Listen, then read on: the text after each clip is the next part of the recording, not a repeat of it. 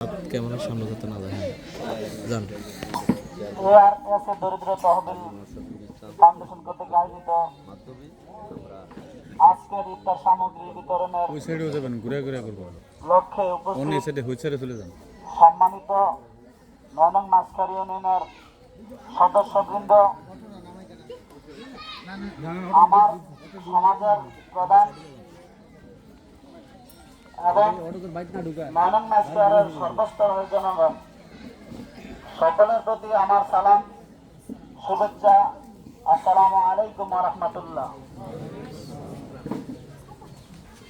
আপনারা হয়তো ইতিমধ্যে অনেকে জেনেছেন, আমাদের এআরএস দরিদ্র তহবিল ফাউন্ডেশন আলহামদুলিল্লাহ গত 15 বছর যাবৎ এই কার্যক্রমটা পরিচালনা করে আসছে।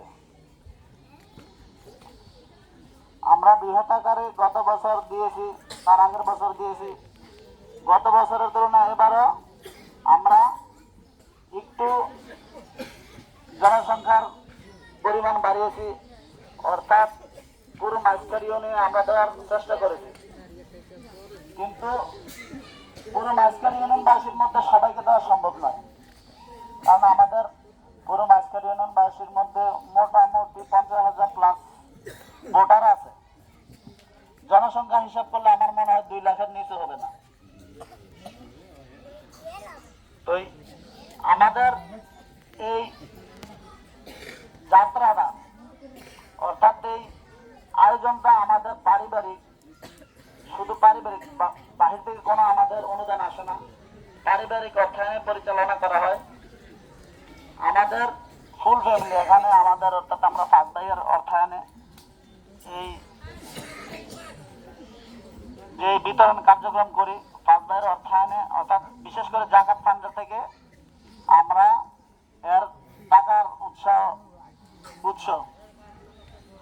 আমি আশা করব আপনারা যারা দরিদ্র সীমার নিচে আছেন তারাই এই যে ইফতারটা নেবেন, আর যারা দরিদ্র সীমার উপরে আছেন তারা আমার মতো হন, ইফতার সামগ্রী বিতরণ করবেন, এটাই আমি আশা করব।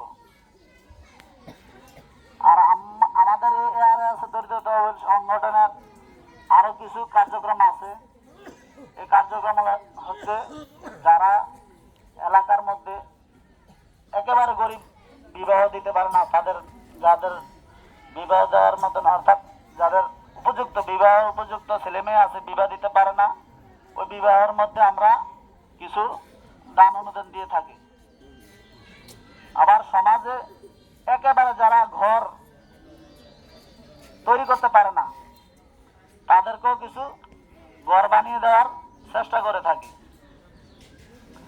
তো আপনারা দোয়া করবেন যাতে আমাকে এবং আমাদের পরিবারকে আল্লাহ তাআলা আরো সুযোগ দেন, আরো অর্থনৈতিকভাবে স্বাবলম্বী করে দেন, যাতে আপনাদের মাঝে আমরা ভবিষ্যতে আরো এই ধরনের আয়োজন করতে পারি, মানুষের সেবার দ্বার প্রান্ত পৌঁছাতে পারি, সেই আশা ব্যক্ত করে, এবং আপনারা সবাই সুশৃঙ্খলভাবে আপনাদের ইফতার সামগ্রীগুলো গ্রহণ করবেন, যাতে কোনো বিশৃঙ্খলা তৈরি না হয়।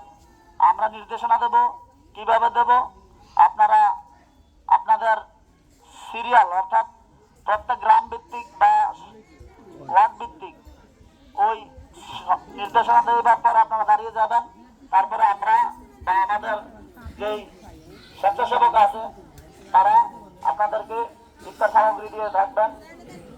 আমি আশা করবো আপনারা কোনো শৃঙ্খলা না করে সুন্দরভাবে তা ইফতার সামগ্রী গ্রহণ করে যার যার বাড়িতে সুস্বাস্থ্যের সহিত ভালোভাবে পৌঁছান, আশা ব্যক্ত করে আমি আর বক্তব্য শেষ করছি।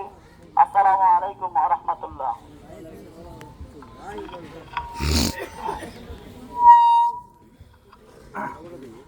সম্মানিত ইউনিয়নবাসী,